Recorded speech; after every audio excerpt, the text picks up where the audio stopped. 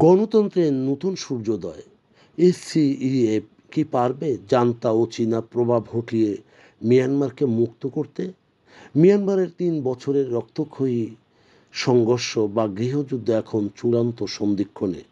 বন্ধুগণ, আপনারা নিশ্চয়ই জানেন যে সামরিক জান্তার দমন পীড়নের বিরুদ্ধে লড়াইরত জাতিগত সশস্ত্র গোষ্ঠীগুলি এবং নির্বাসিত ন্যাশনাল ইউনিটি গভর্নমেন্ট অর্থাৎ এনইউজি এখন এক ছাতার নিচে এসে সংগঠিত করেছে steering council for the emergence of federal democratic union অর্থাৎ এসসিইএফ।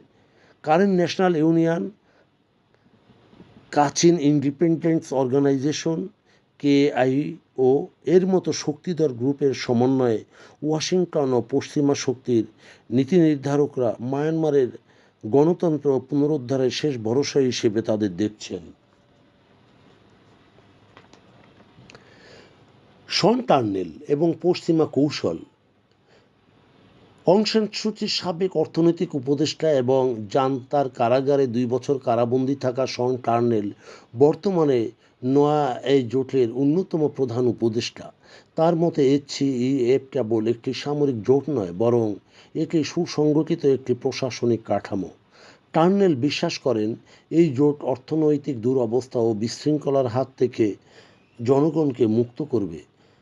এই জোট গঠনে পুরোদস্তুর সমর্থন রয়েছে পশ্চিমাদের পক্ষ থেকে। চীন বনাম গণতন্ত্রের লড়াই। মিয়ানমারের জান্তা সরকার টিকে আছে একমাত্র চীনের সমর্থনে। চীন তার দক্ষিণ এবং দক্ষিণ পূর্ব এশিয়ায় তার নিজস্ব স্বার্থে, বিশেষ করে বেল্ট অ্যান্ড ইনিশিয়েটিভ ও জান্তাকে সমর্থন দিয়ে যাচ্ছে। অন্যদিকে এসসিইএফ একটি ফেডারেল ডেমোক্রেটিক ইউনিয়নের প্রতিশ্রুতি দিচ্ছে, যা মার্কিন বৈদেশিক নীতির সাথে সামঞ্জস্যপূর্ণ। তবে বিশ্লেষকদের ধারণা, এসসিইএফ দক্ষিণ ও দক্ষিণ পূর্ব এশিয়ায় চীনের একছত্রতা আধিপত্যর অবসান ঘটাতে বদ্ধপরিকর। এসসিইএফ জান্তার জন্য একটি বড় হুমকি তৈরি করেছে, যার ৩টি উপাদান রয়েছে, যেমন সমন্বিত আক্রমণ, যা কারেন ও কাচিন যোদ্ধাদের অভিজ্ঞলব্ধ ও এনইউজি এর সাথে এক বহুমুখী ফ্রন্টে জান্তা কোণঠাসা হবে। আর্থিক অবরোধ। শন টার্নেল এর মতো বিশেষজ্ঞদের সহায়তায় জোটটি জান্তার আয়ের উৎসগুলি বন্ধ করতে আন্তর্জাতিক প্রচেষ্টা ত্বরান্বিত করছে। জনসমর্থন। বার্মিজ সংখ্যাগরিষ্ঠ এবং ক্ষুদ্র জাতিগোষ্ঠীর মধ্যে এক অভূতক মেলবন্ধনের ঐক্য গড়ে উঠেছে, যা মিয়ানমারের ইতিহাসে বিরল ঘটনা। মার্কিন প্রত্যাশা ও আগামীর পথ। মার্কিন স্টেট ডিপার্টমেন্ট এবং পশ্চিমা মিত্ররা সরাসরি সামরিক হস্তক্ষেপ না করলেও তারা বার্মা অ্যাক্টের মাধ্যমে এসসিইএফ এর এই উত্থানে সহায়তা করবে। উন্নত অস্ত্র ও চীনা সমর্থন থাকা সত্ত্বেও সঠিক রাজনৈতিক দূরদর্শিতায় জান্তা সরকার ক্রমশ দুর্বল হয়ে পড়ছে।